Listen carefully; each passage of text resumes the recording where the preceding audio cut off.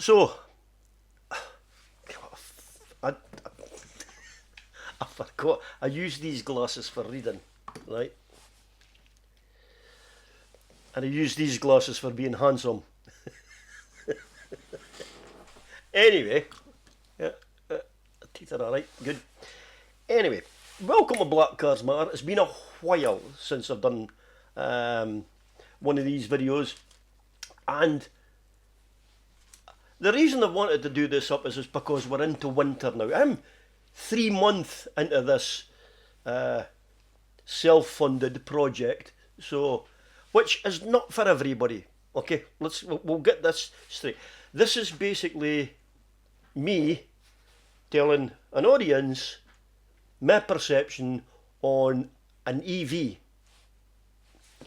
which is electronic vehicle. Okay, so now I need to do a disclaimer here for those that are new to this channel. This is totally funded out my whole pocket.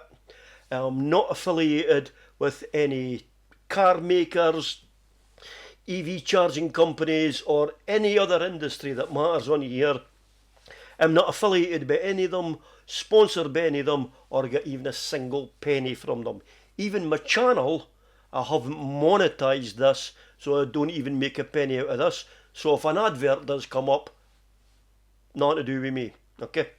On saying that, if you are new to this channel, and for those of you that have still not listened, I would love you to hit that like button because it helps promote my channel. It's got nothing to do with liking it.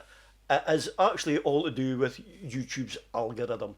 So, thanks for listening to that. Now moving on to my EV. In my 3 months, not just between owning an electric vehicle, but also speaking to people, okay? An EV is not for everybody, okay? Let's get that one right out there at the start, okay? But if you're not interested in an EV, then obviously this video is not for you. I'm sorry, no trying to be offensive, but there's no sense in boring you with the stats that I've got if you're not interested. On the other hand, right, if you're an EV owner, you probably could enjoy this video because you will relate to the same problems I'm having, or you may have an answer to help me with the problems I'm having because you've got past that. And then there's the middle group. They're still sitting on the fence. Should I go for an EV and should I not go for an EV? Well, let's start off with why did I take on this project. The reason was I was fortunate enough to be able to afford an EV, although it's second hand. Still, it's new to me.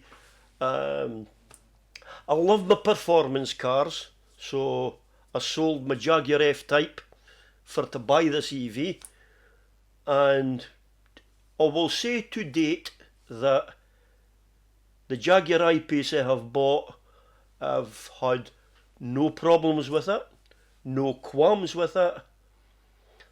This thing puts a smile on my face when I drive it, without a shadow of a doubt. And yeah, it's to me it's actually an underrated car. People have their own views of it, right? But bearing in mind, you'll find that most people's views are people that get a shot of the car for the day, a shot of the car for a week, flowing here, flowing there. This is people that just like to, they probably actually monopolise what they're saying because they're scared that they get thrown out and they'll not get a shot on another car for somebody. So they've got to be on edge. Me, I can say whatever I want about this car because it's mine. I don't care whether I make Jaguar happy or upset. And anybody else out there, to be honest with you, I really haven't got a care in the world. Now, excuse me, got a bit of a cold just now. Man flu, but I'll cope. Do not panic. So, 3 months ago when I started this journey, it was all about going into something that I never knew about. What interested me was hybrid. I've always thought about hybrid was maybe a way forward. I'm a petrol head. I've lived my life with petrol, I've lived my life with diesel, but I finished there on, I'm now retired, and my last days was basically what I can say, the last of the V6 with an F-Type. What a car. What a car. But the pitfalls are small boot, gone to your shopping into 2 seats. So it's a toy basically. That's what that was. Just a toy. Fucking good toy though. So I decided I wanted something with a boot. Why? Because being retired I tinker a lot, and I've got a boot where I can put rubbish into, enjoy my daily runs to the skip, and stuff like that. Okay. Plus other things, holidays, suitcases. Anyway, we'll not go into that. But the main thing for this video now is, because I'm 3 months into it, I've learned a fair bit. Okay. So one of the things that I have learned is,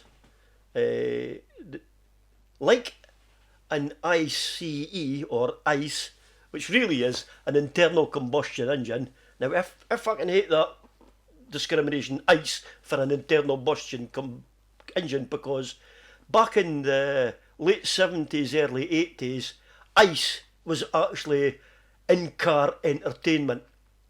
So you kind of just come in with these 3-digity things and just fucking think it's cool. It's not. Oh, another thing as well, people that do that in the videos, what a load of shite that is, eh? Anyway, so let's not go off track, because I'm trying to stay on board with this to keep you guys entertained. So you have your 4 seasons with a petrol car, or even a diesel car, and you'll find that if you go to the extremities in the winter, and you go to the exact extremities 6 months later in the summer, at a single point in summer you'll get a fantastic MPG, but in the extremities in the winter you'll get a piss poor MPG. Why is that, you think? Because it's the same car. The weather, okay, the cold climate, right? Now, battery power is no different from petrol or diesel, okay? Because the first thing you've got to do is you've got to optimise your batteries, alright? So you can do a thing called, well, I don't know what's called on other cars, but on the I-Pace, on the Jaguar, it's preconditioning. So the preconditioning, now, I done it the other day, right? From my car sat for a couple of days, build up of ice, absolutely solid. It took 18 minutes to defrost my car and warm it up, but that also included the windows being able to see out. It wasn't soft in the ice for me to get out there and scrape it. I just lay in my bed, wife brought us a cup of coffee, I went in the preconditioning, fucking put my phone down, and I kept a check on it for the house, and 18 minutes later, every window, both my mirrors were clear, and the air inside the car was warm. Alright? Now, usually when you do preconditioning, your car's plugged in, so you're using your charging cycle. I actually done that just off the car battery to help us with my figures, okay? I lost 1% of my battery. That's all. 1%. Now, that to me is phenomenal for an electric car, okay? Yes, they're a big battery, and I'm not interested now in how much it costs to fucking dig a mine and, come on, just throw that shit out the window. I'm not interested in it. Basically, I'm more interested in what value I can get out of an electric vehicle than it is for me.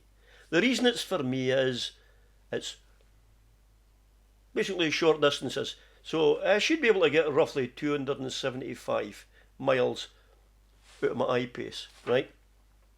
Currently, right now, in the winter, I'm actually ready, as I'm preparing for this video, I'm picking my mate up at the airport tomorrow. Hi, Gordon. The car is sitting there, and all it's going to give me right now is 202 miles. That's it. But if you do not use a car every day or for on long journeys. So for instance, even if it was, say, 25 mile to get to my work, okay, then that means it would be, what, 25 mile back, that would be 50 mile, and that would give me 4 days of driving before I have to charge it, right? Now, the charging, well, that's another thing, right? And what I'm doing is, I'm just making sure I'm still recording because my screen went off there. I'm still waiting, and this is a pitfall for me, I'm still waiting on my pod charger for the house to be fitted because I'm on what's called a loop service. So basically, what I've found out is that the mains from the street comes into my house, goes up to my fuse board, but there's a joint off it, goes back down into the ground again, runs under the house and comes up in next door's house. So, to put that into perspective, we'll say there's 1,000 watts coming to your house, okay? That means that because we're on a shared loop, we have 500 watts each only. And because of the volume of current that an EV uses to charge it, okay, means that between me charging my car and all my fridge freezers and everything means that I might be using over 500, which means next door is going to have less than his 50% allocated slot.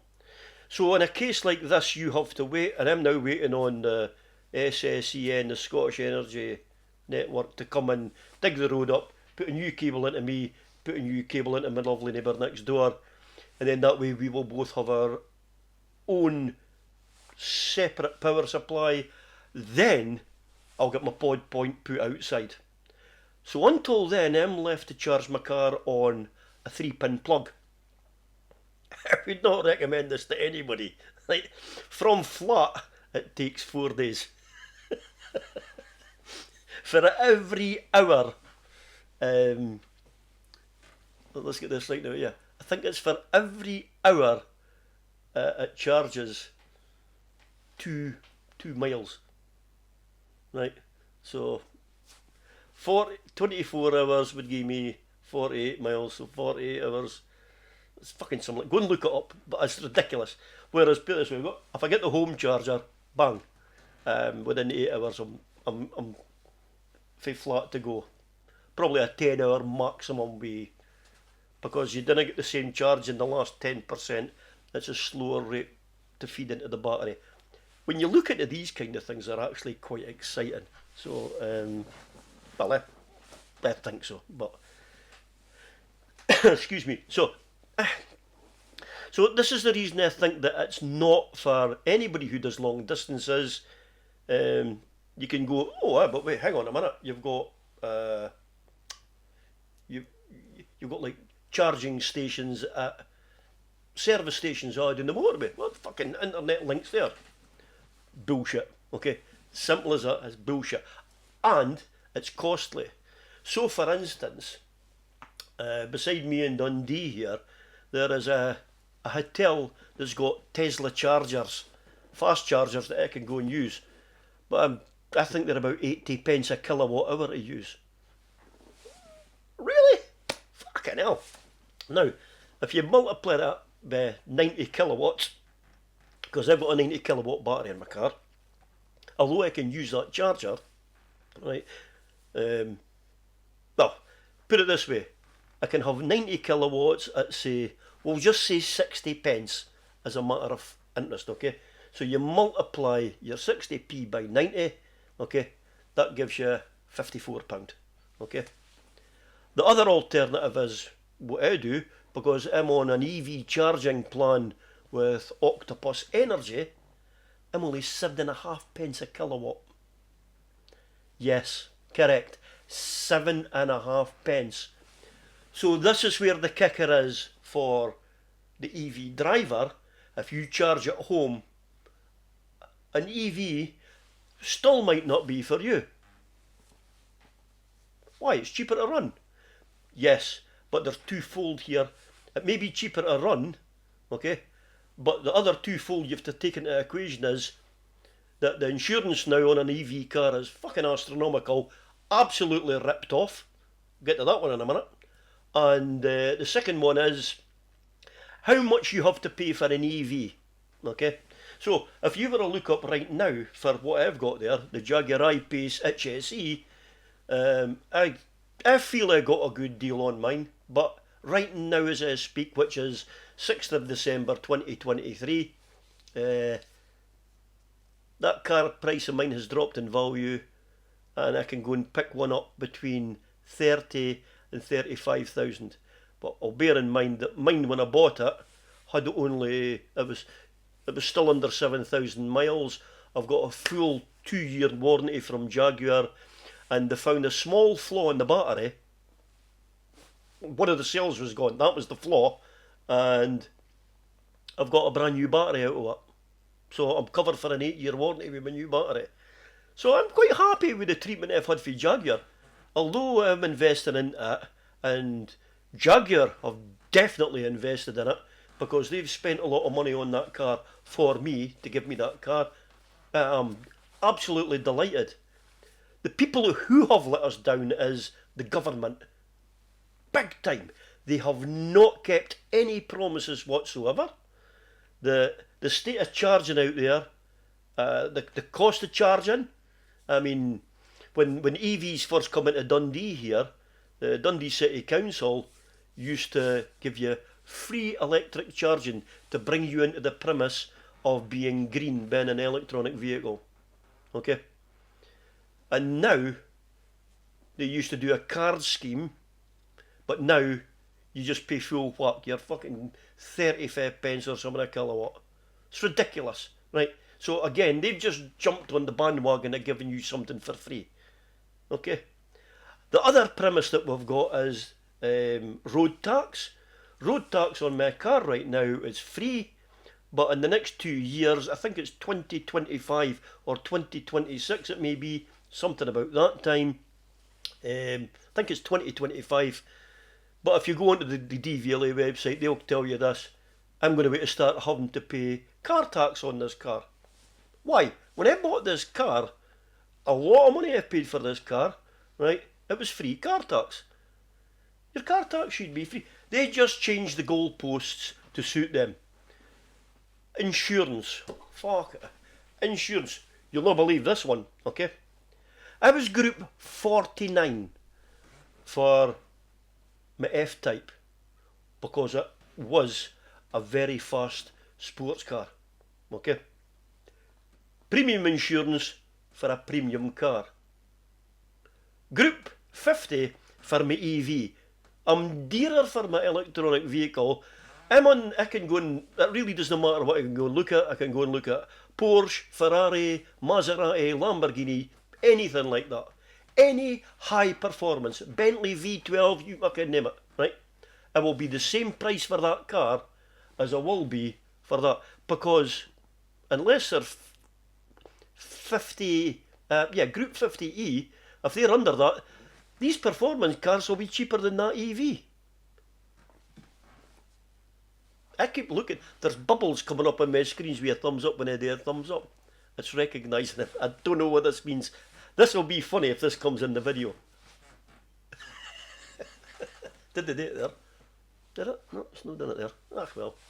Right, so that's a few major reasons there which I would think why people are against EVs. And I am 100% with you guys. If that's considering you're still listening to me waffling, right?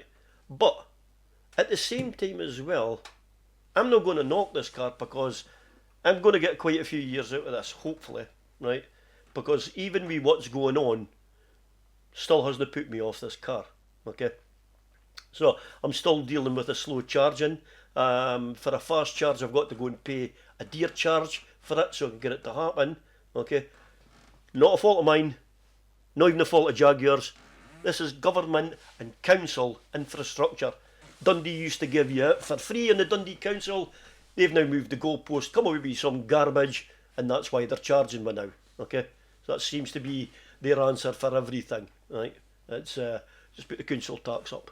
Oh, we'll put this other tax up. We'll make you pay now to get your rubbish fucking took away in the brown bin. The list goes on and on and on with these creeps. Even insurance companies. What they need to really sort out is, for the insurance companies, believe it or not, there is insurance companies out there who won't even look at insuring you for an electric vehicle.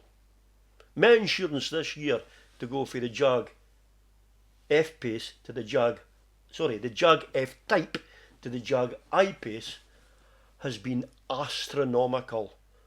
It's a con, an absolute con. My driving has not been taken into consideration when I say my skills, my driving, excuse me, that's my screen went off again, I'll just bop this back on. Right, full no claims bonus, put it that way. Right, so how can you go from, say, £300 insurance one year, full no claims bonus, to the following year with full no claims, another year's no claims bonus? I didn't get any extra because I'm on maximum. I don't get any credit for that. I don't get any discount. I got nothing.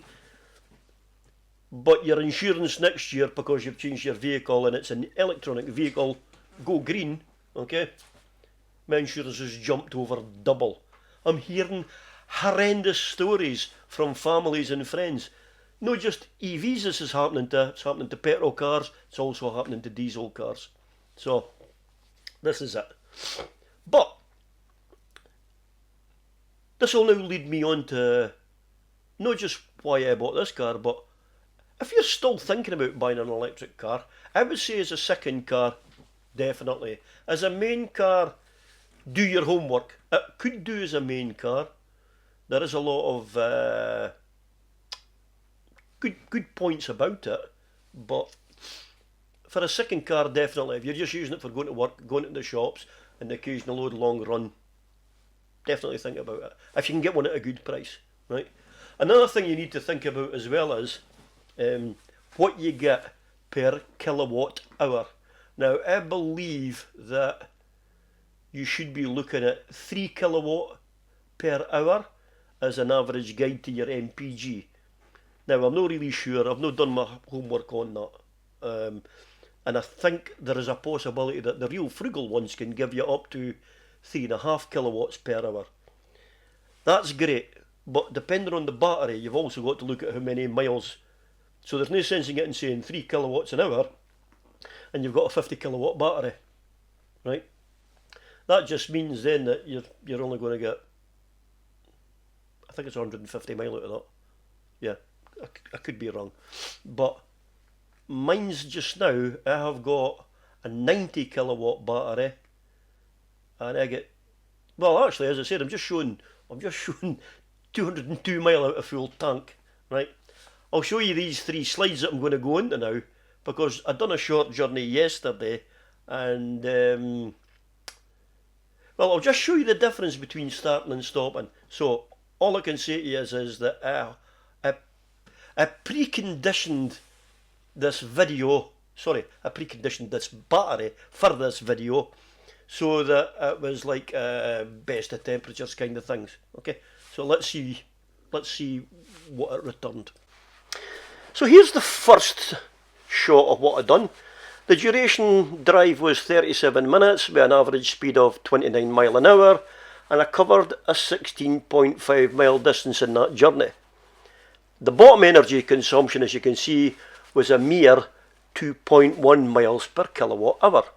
No place near the 2.5 that I was actually hoping to achieve. Now the second part of the journey was shorter, 16 minutes with an average speed of 14 mile an hour, bit of town driving here, distance of only 4.9 miles, therefore 2 miles per kilowatt hour. Again, no place near the 2.5 that I was actually hoping to achieve.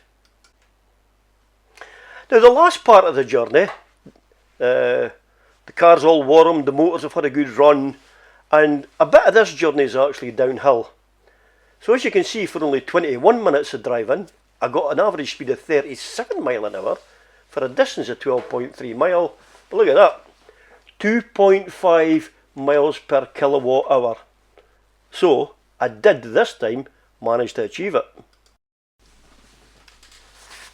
Now bearing in mind with these facts and figures, okay, even at 2 kilowatts an hour, I'm quite happy.